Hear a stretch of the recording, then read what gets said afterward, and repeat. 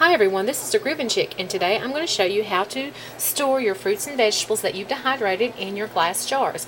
Now, I don't always use my mason jar. Sometimes I use an old spaghetti jar or an olive jar or pickle jar just to keep it out of the landfill and to recycle, and that way I don't have to spend money on extra jars. But first of all, I wash it really good and make sure that all my jars are really clean, and then I put whatever fruit or vegetable I'm going to seal into my jar. Now this one just happens to be some green onions that I did. I then wipe my rim and make sure my rim is really clean, and then I place my lid on my jar.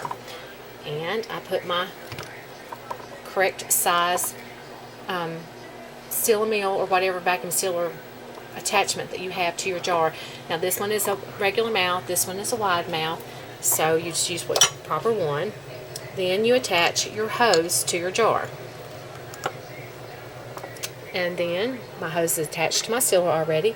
I mash my button. If I don't have everything in the right position, the lid or the sealer lid or my hose, my sealer won't turn on. Now I don't know how yours is, but that's how mine is. And Chris, yours will be the same way since you have the same type sealer that I've got. You then remove your hose, remove your lid, jar lid. I'm doing one-handed. And there you go. You've got your sealed onions. Now be sure to label it. Even if you use it regularly, you want to label it.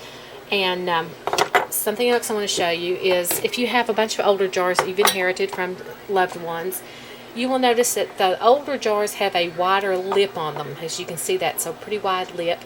And this is a newer jar. It has a pretty small lip. Now sometimes I have a hard time getting these wider lipped jars to seal, and when I have that problem, I just double stack my lids on top of my jar before I put my jar attachment and attach my hose to it. That makes this piece right here set in the proper position so it will seal, and both lids will probably seal on, but that's alright because that means you've got a sealed jar, and that's better than not having a sealed jar. So that's just a little something I found out through trial and error. Now, this is when you want to put your ring on. And when I first started doing this, somebody told me, well, you don't have to put a ring on anything that you dehydrate because once you vacuum seal it, it's going to be okay. Well, I did that and went and checked my closet in my hall where I keep all my extra food that I've dehydrated. And several of the jars that I had not put the vacuum seal lid on, I had just stored them like this, the lid had come loose.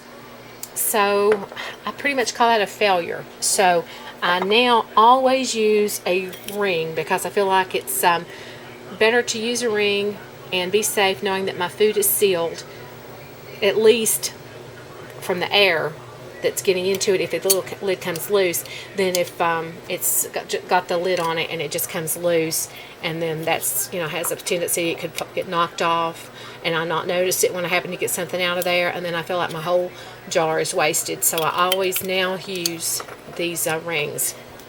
Okay, now I'm going to show you how to use your old spaghetti jars. Now I have about a 75% success rate with this. So, like I said, it doesn't work every time, and if it doesn't work, I just keep on doing it till it works. Usually, sometimes it's taken up to 4 times to do it, but it's worth it to keep it out of the landfill and keep me from having to buy a new jar.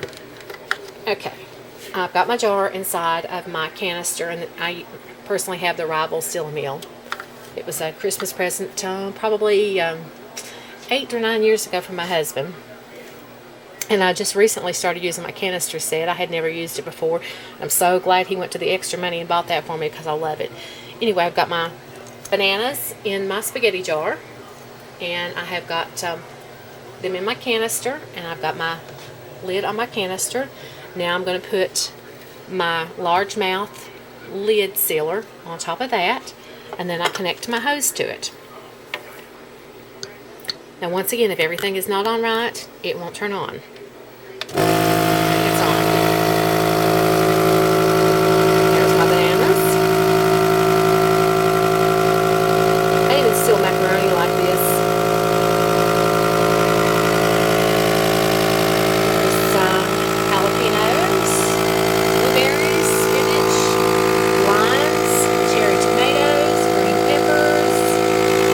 There is some spinach I have in my other seal meal canister because I'll be using that this week.